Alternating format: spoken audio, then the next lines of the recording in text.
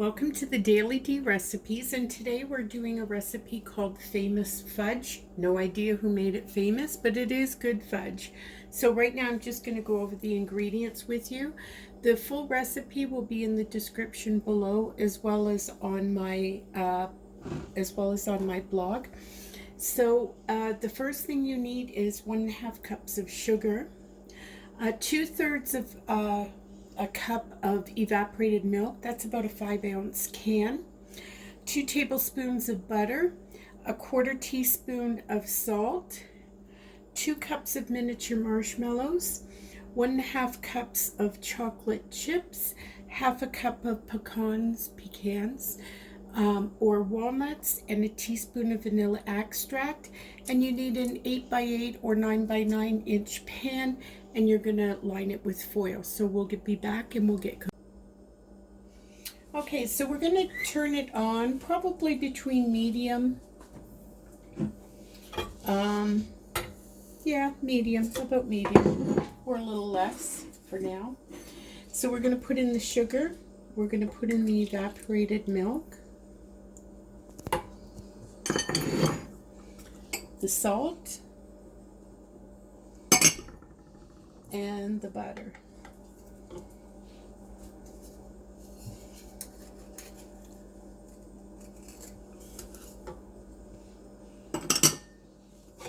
And we're just going to mix this together.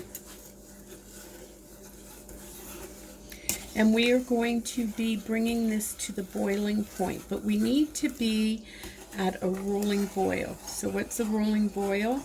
It's when something is boiling and you're stirring it and it's still boiling. When something first boils, if you stir it, it cools down enough where the boiling stops. So we're just going to keep cooking this. You're going to want to continue stirring it all of the time. Don't leave it to sit or it'll stick on the bottom.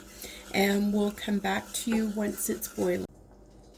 This is just starting to boil. And the boil is not stopping even as I stir it. So now I'm going to time myself for about 4.5 minutes or so, sometimes 5, between 4 and 5. I'll show you what it looks like in 4 or 5 minutes. And you got to stir constantly for that 4 or 5 minutes. So we'll see in a minute. Okay, I had just taken this off and took the burner away. It gets a little thicker, a little more golden, and I ended up doing mine just for the 4 minutes. So now, you're not going to let it cool, but you're going to put in the marshmallows. I like giving these a little bit of a stir before I go on to the next step.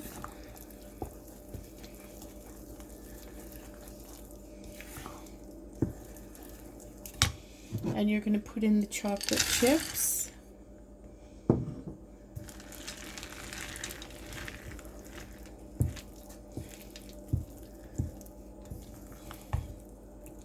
This will take a bit of stirring too, and it gets kind of thick, which is what you want. As for the chocolate chips, I've tried dark chocolate. I'm also going to put in the vanilla and the pecans. I've tried dark chocolate and semi-sweet, and I have also, tonight we're using milk chocolate. I have used all of them. I haven't used white, but any variety like that you can use. And I'm just going to stir this for a couple more minutes and be back. So this takes a bit of mixing, but you just want to make sure everything is combined and all of your, or at least most of your marshmallows are melted. There'll still be some lumps in it, and that will be from the nuts.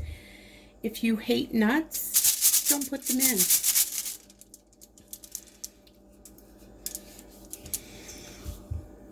And so this is just going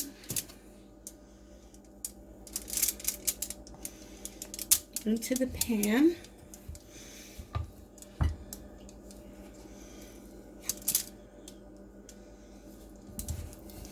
So if you use semi-sweet or you use dark chocolate, the fudge will of course be darker.